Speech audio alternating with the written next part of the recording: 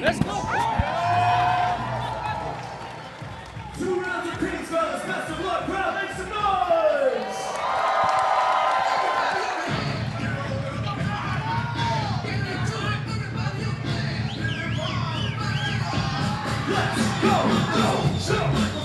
Wait, hold up. Let me explain how I got here, actually. Let me start from the beginning. My name is Curt Rage. Welcome to my life. I'm a b-boy, a bartender, a barback, and this is how I've maintained the b-boy lifestyle for the last few years. I originally moved here so I could be a full-time dancer. I was doing commercial gigs, shows, and all of that, and it was fun. I got paid doing what I loved. But then the writer's strike happened and I had to adapt. There was no work for 2 years. I was working odd jobs mostly. Then I had a friend teach me how to bartend, and it's been fun, actually. As far as survival jobs go, it's probably one of the best I've ever had as a dancer. It comes with its own struggles, you know, having to be picky and choosy about when I travel. You know, staying up late, waking up early so I can train still. But I'm doing the best I can with it. Yo, what up? I woke up like an hour ago. I wake up a little later, alright? I work at a bar, so like I usually get home like 2 a.m., 3 a.m. And I wake up, we're going back to fucking practice.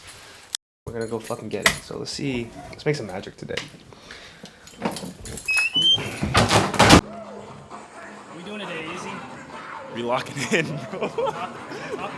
We locking in, bro. Come on now. It's the Rage and the Pharaoh. You know what time it is.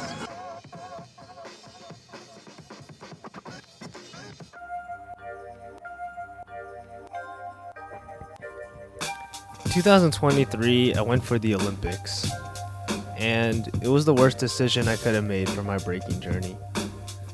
I felt that I was working really hard, and I trained really hard for it, and I really did want to make the team and try to just elevate myself, but I didn't get the result I wanted. The furthest I made was just top 8 at one of the qualifiers, and I flew myself out, and I trained hard, and made a lot of lifestyle changes in order to do it, and nothing really came of it.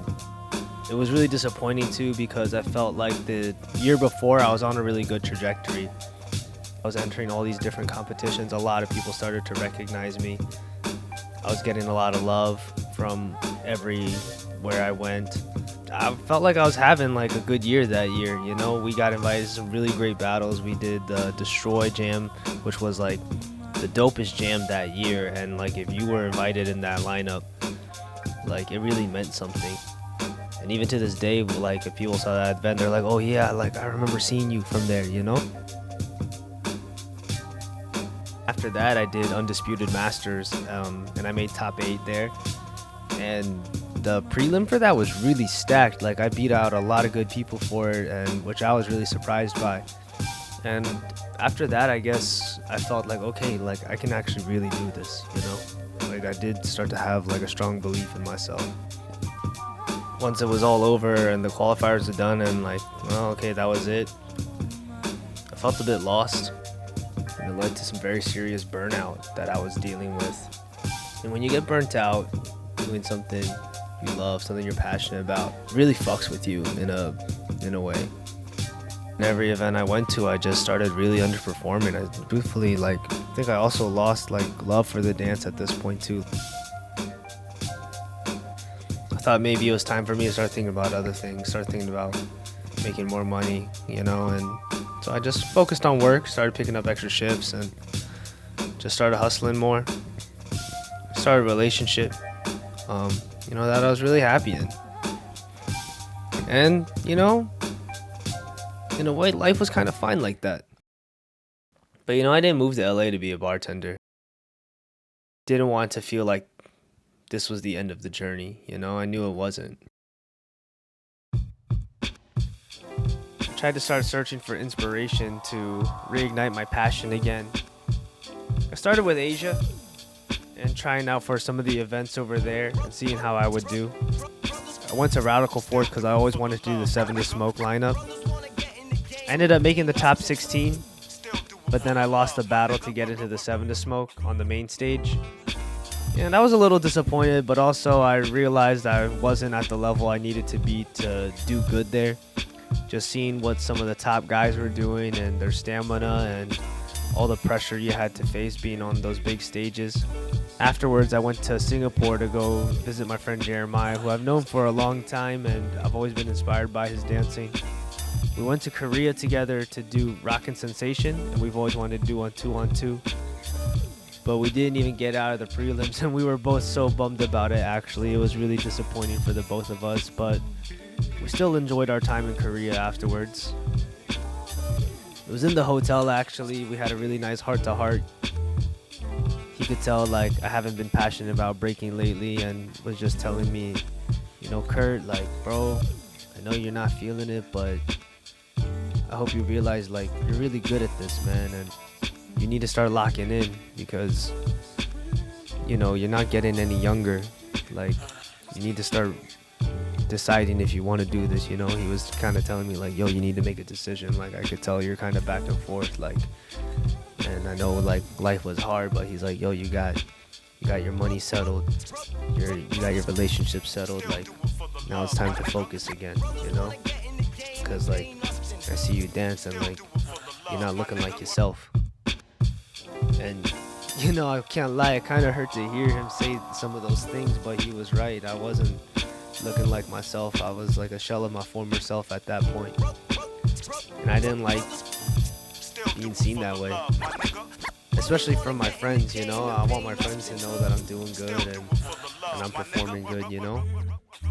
And also for myself, like, he was right. Like, I can't keep doing this. I can't keep underperforming like this.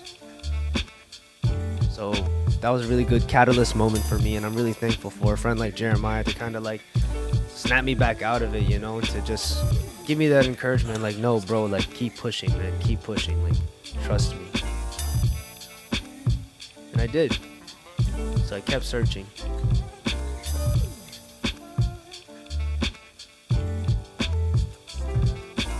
Formed this connection with this crew, Style Invaders, mostly this guy Morris over Instagram.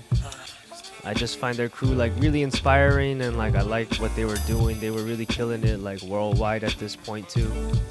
And they were always like send me encouraging words just on Instagram. We would exchange like lots of conversations and stuff. And you know, Morris had been trying to tell me like, yo, if you ever come to Europe, man, like you could always stay with us and like we could train. And I always just appreciated their approach to the dance. So I wanted to go and just see what these guys were up to and just try to find some inspiration again. And it was really nice to just see how they were training and building with them, especially after talking with them on Instagram for so long, and to kind of get the encouragement from them as well, being like, no, bro, like you got some really dope stuff, man. Like you're really dope. And I think when you get that sort of feedback from people you really admire, that wants to make you keep going. To feel their energy in that room, like the footage doesn't really do it justice. Like to see their passion on the floor, like while they were training, like I really needed to see that again with my own eyes and like feel that in front of me. I felt like I hadn't seen that kind of breaking like in front of me in a while, and just knowing that these guys are just so hungry for it, and like we also share like very similar tastes and viewpoints on breaking as well. I was really grateful that they let me stay, man, and that was a trip I'll never forget. So after that, I realized okay, time to lock the fuck back in. I came back to LA after that trip really focused. I took a break from entering anything, even just like local level events, to really reinvent myself. I started taking the gym more seriously to prevent injuries. I had a lot of injuries still holding me back from doing moves I used to do but can't. And I just tried to make up new stuff and refine myself and learn new movements. My mindset at that point was I was already planning for 2025 and setting my targets and what I wanted to achieve that year. Being overseas twice that year and just barely being on the cusp of making it on these international stages showed me, okay, like I can do this, but I really need to stop fucking around. Like I turned 30 at the beginning of January 2025, and I realized, yeah, you know, I don't really have as much time to do this as I used to, but I still feel hungry and I still want to just keep seeking bigger challenges and just do what I can at this point. I don't want to be like 60 and filled with regret. I don't want to be thinking to myself like, man, I wish I did more with breaking, you know? I want to be 60 and being like, damn, I did as much as I could and I went hard, and you know, whatever the result is of all of this will be what it is, you know? But I just want to know that I gave it my all for this shit.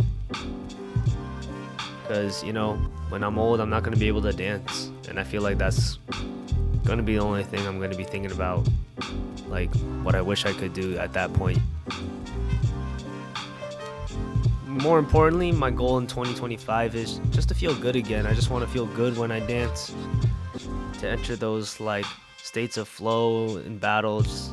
I think that's what ultimately what we're all searching for when we're dancing, you know? Getting into those states where we just feel alive. That's just what I want. I just want to feel alive again. So for now, I'm going to keep walking this path and just see where it takes me.